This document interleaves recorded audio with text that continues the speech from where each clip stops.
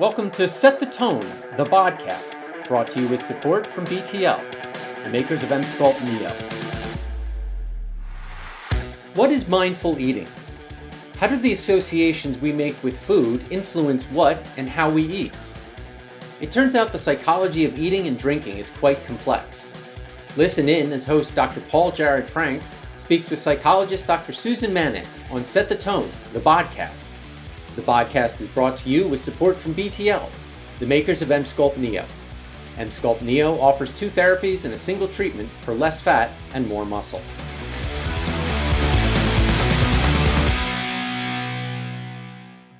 Hello, everybody, and welcome back to BTL's The Podcast. I'm Dr. Paul Jarrod Frank, and if you don't remember me, I'm a cosmetic dermatologist here in New York City. I'm the founder of P. Frank MD and the author of the Pro-Aging Playbook. And today we got a special guest.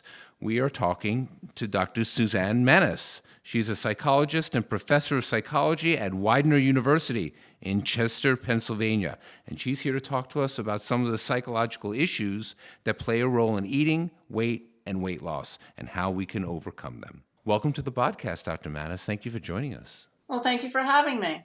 You know, it's very funny. People don't realize I was a psychology major at Vassar, and I went to medical school to become a psychiatrist. And it's funny, I feel like I use so much of my psychology degree as much as I use my medical degree, because it is clear, as you know, the mind-body connection is so powerful. We're only really now, I think, addressing this. Would you not agree? I would agree. And for a number of years, I was a competitive bodybuilder and personal trainer. And people would ask me, well, you have a PhD in psychology. What are you doing in the gym? Without really recognizing how much having your head in the game and understanding the feelings that you're having, the emotions that you're experiencing, how important that can really be to kind of stay on the right track. And obviously, your relationship to food and the psychology of it is going to be predictive of whether or not you have issues with it. Do you have a basic game plan for people and how they should look at food?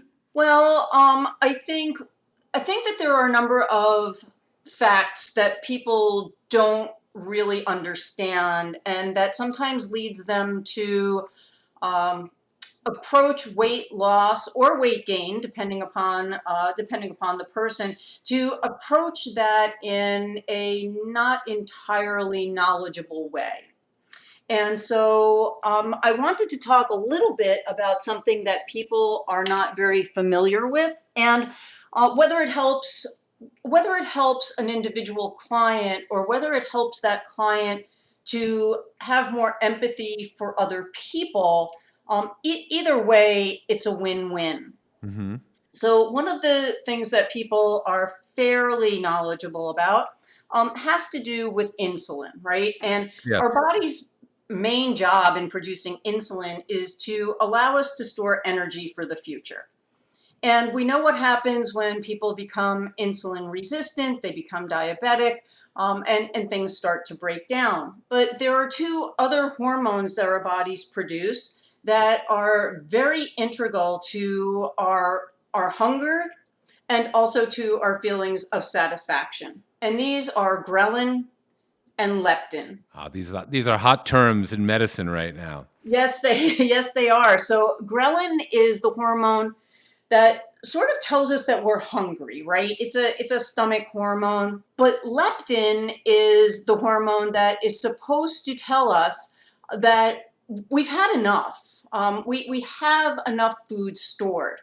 And so leptin is actually produced by our fat cells. Mm-hmm. The theory is that the more fat cells we have, the more leptin we will produce. And that should tell us to kind of pull back the reins on our eating. We don't need to store any more energy, because that energy gets stored in the form of fat. So you would think that people who had a lot of fat would produce a lot of leptin and would therefore cut back. But just like insulin, people can actually develop leptin resistance. Yeah. And so they do feel hungry all the time. And there's not this off switch to tell them, okay, you can stop now. And so I think from the perspective of a person who's experiencing this, it's really nice for them to know, right, that there's a reason why they're feeling this way. But as I mentioned a few minutes ago, it's also nice for us to understand that, because it gives us empathy for people who you see who might be overweight or might tend to overeat, and recognize that it may not necessarily be willpower, Yeah. right? It may actually be some type of physiological issue.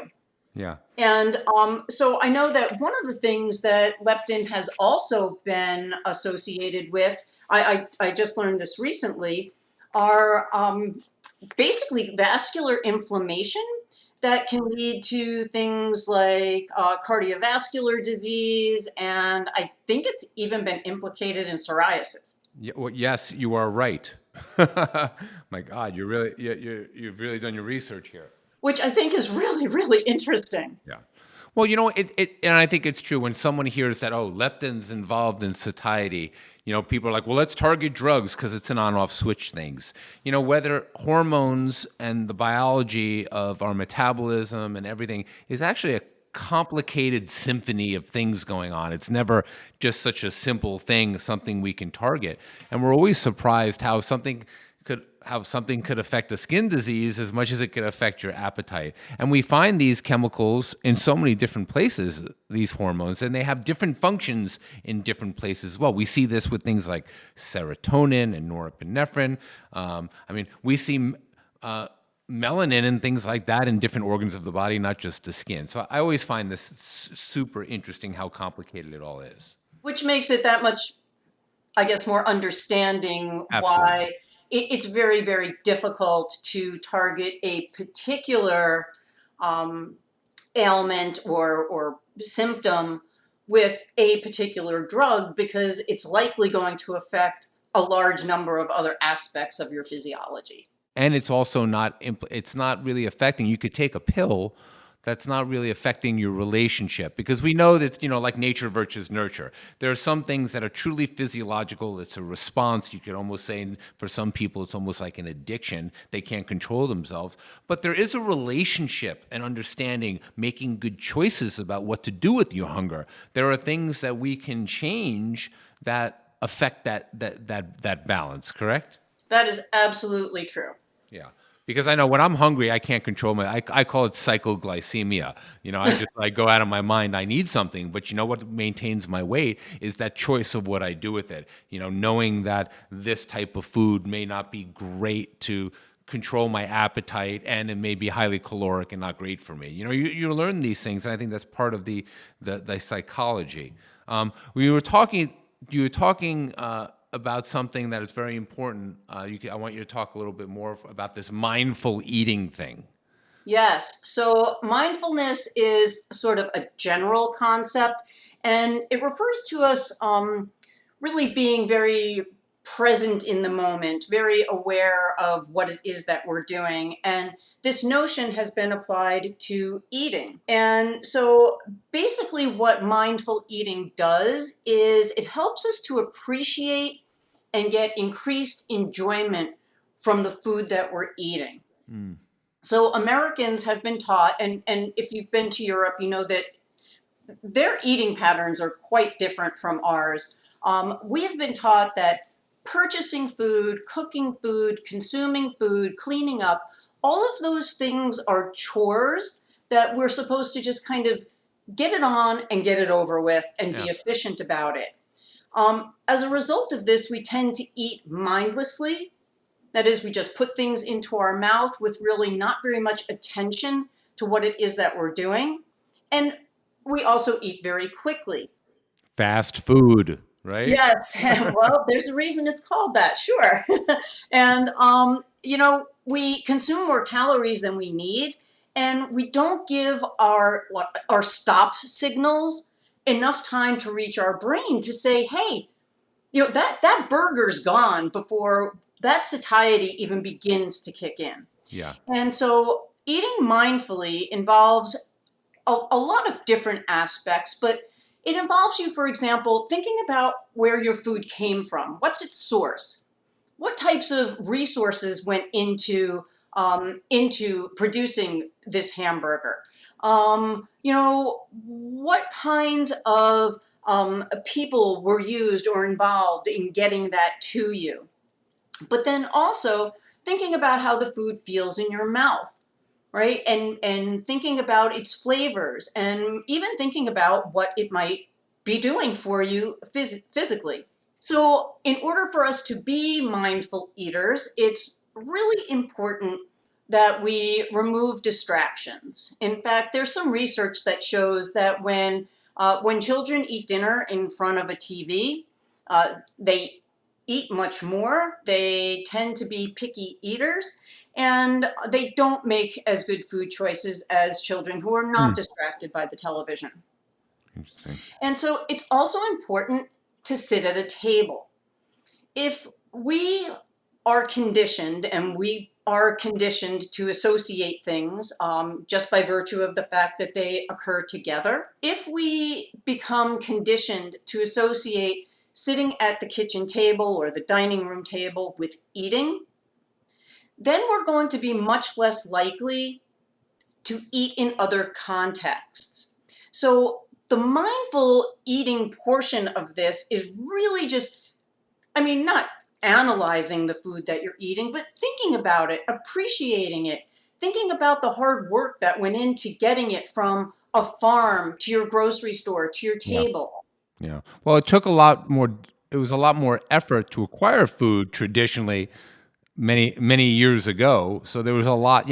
It could be a day's work to put food on your table, literally, whether it's farming or putting food together and supporting yourself. I mean, that was what you did to sustain. So obviously there was a lot more intention placed into the meal, correct? You're listening to Set the Tone, the podcast, supported by BTL, makers of M-Sculpt Neo. M-Sculpt Neo offers 2 therapies in a single treatment for less fat and more muscle. So just to go back before, I like this whole deal of mindfulness, which may go against my original folklore that I heard that calories don't count if you eat the food directly out of the fridge. You know that one? Like it doesn't count if you open the door and you eat out of the leftover thing. Like it does Right, count. You know what I'm right. saying? In fact, it probably counts a lot more than you think. And the calories in cookies don't count if they're broken.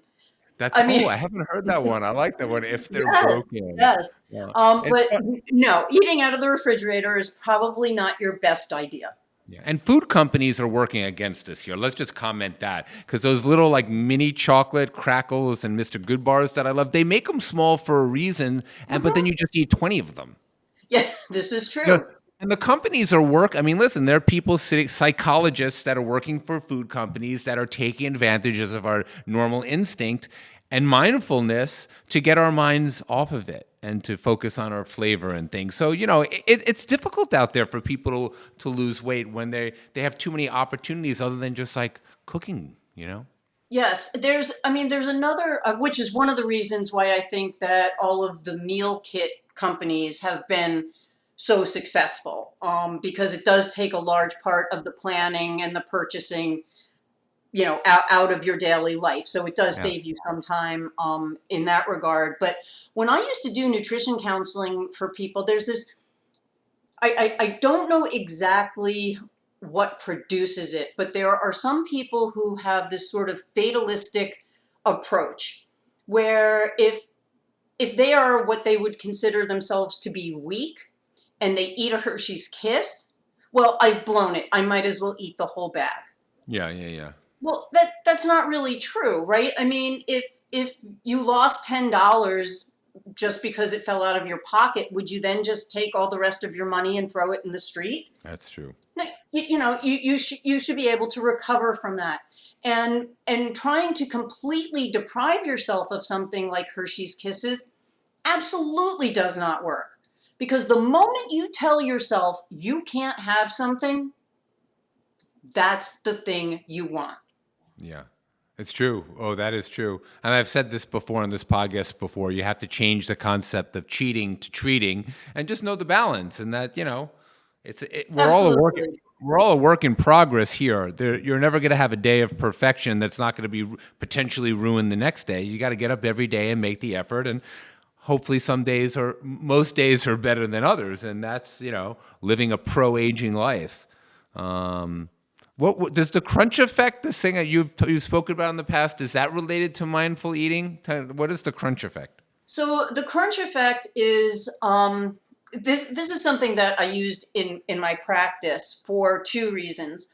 One is that the process of crunching by itself is satisfying. It's more satisfying to eat something that you're actually working at. So eating a banana is, all other things being equal, less satisfying than eating an apple. But really, the important thing about the crunchy foods is that they take longer to eat. And while you're taking longer to eat that item, you're giving your body a chance to send those signals to your brain to say, hey, you're getting food and it's still coming in, but soon you're going to be done and you're not going to need to continue. Yeah. I'm a big raw carrot. I like raw vegetables. I eat a lot of raw carrots and celery, and it's the crunching thing, and I can nibble on them slowly, and I actually get full throughout the day without having to eat a big lunch. The only problem for me is the nuts. They go down so quickly, and they're so crunchy and delicious. They do, and they are high calorie, but they're Yeah, also generally very good for you. yeah, yeah. And You're again, supposed to eat like 5 or 10. You're not supposed to eat 50, right? correct. Which is also one of the reasons why when I was doing my nutrition counseling, if somebody wanted a piece of fruit with their lunch, I would say, okay, well, you're going to have an apple, not you're going to have grapes, right? Apples come in their own portion. Yeah, And once you finish an apple, most people would feel kind of foolish eating a second apple. yeah. But people don't have that problem to keep reaching their hands into that bag of grapes. And so apples have their own portion control. Things like grapes and raisins and nuts do not. Oh, yeah. We call those sugar bombs. Yes, yes. The But sugar bombs. it's also interesting that you mentioned eating the raw carrots and celery, because one of the things that I did want to talk about also had to do with the glycemic index of different Yeah, foods. yeah, And foods that have, so the glycemic index, I should explain, is a measure of how much our blood sugar level is raised by a particular food. And we know that when our blood sugar level is increased, then that's going to affect the amount of insulin that we have available and therefore affect our fat storage. So high glycemic foods cause a really large insulin spike. yeah. And this makes it so that we can store a tremendous amount of energy, but that insulin falls off quite quickly, and we get what some people refer to as a sugar crash. So, high glycemic foods might be things like jelly beans or baked potato. If instead you choose lower glycemic foods, the original insulin spike is not nearly as pronounced. We then spread the insulin over a longer period of time, and it makes us less likely to store large amounts of energy immediately. So these might be things like plain rice or low-fat yogurt. The interesting thing, though, is that you can take a low glycemic food like carrots and turn them almost into high glycemic foods by cooking them or doing other types of food preparation to them. So the raw foods Absolutely. and the crunchy foods are awesome. Yeah. No, it's funny when I love carrots, but if you create carrot juice, like in a soup, it could add a Mhm. lot of sugar and flavor. That it's okay, but you have to realize that it may not be as low glycemic index as if you're chewing on them raw. Yes, this is true. Yeah.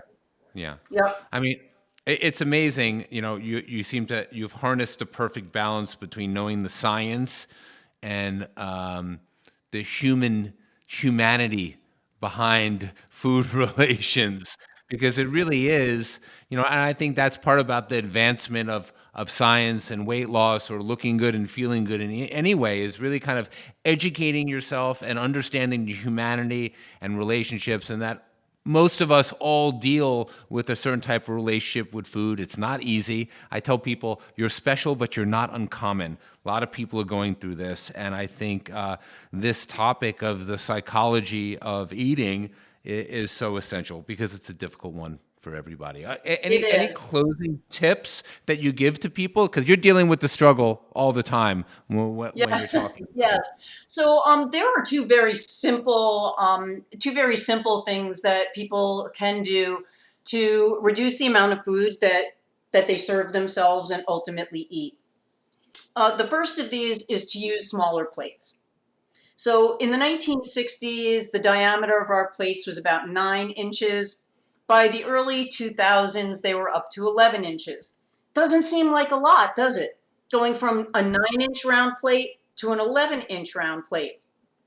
But if you do the math, you realize that just that extra 2 inches in diameter actually increases the area of the plate by almost 50%.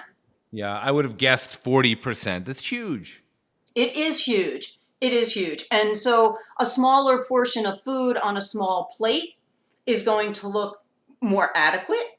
It's going to look like an appropriate portion size, and you'll be less likely, if you're serving yourself, to take more food onto a small plate than a large plate.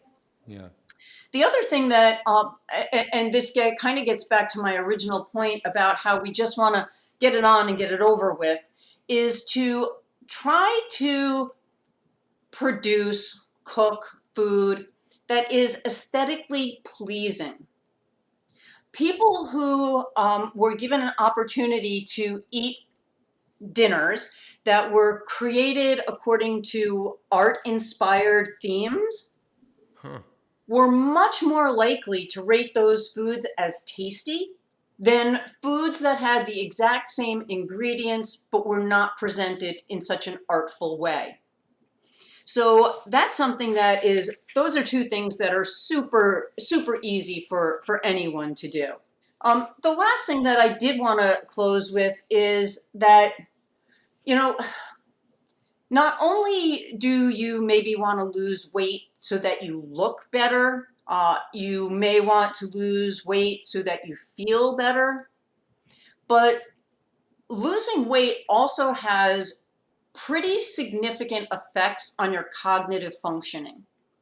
So people who are at an ideal weight or even a little lighter are much more likely to be superior in terms of their cognitive functioning. They are less likely to develop dementia. They are just better able to keep things in memory and to do problem solving. And these are not things that people, I don't think of. They think about that in terms of their nutrition, but they don't necessarily think of that just in terms of their body size. So aerobic activity, eating lots of small meals to keep those insulin spikes reasonably low, using small plates, and making your food look pretty are all really simple things that people can do to try to get a handle on this weight loss issue. Yeah. And listen, this is true of a lot of things in beauty and health. They're not as mutually as exclusive as we once thought they are. Things we can often do with the intention of looking better has benefits for our health. And if we're going to the gym for our health to get our cholesterol down, it has aesthetic benefits. And I think, this is the balance that people, it's not just functional or aesthetic. And I think that is the key to what we're talking about here. That's what we're trying to get across on the podcast, because really everybody wants to be the best version of themselves.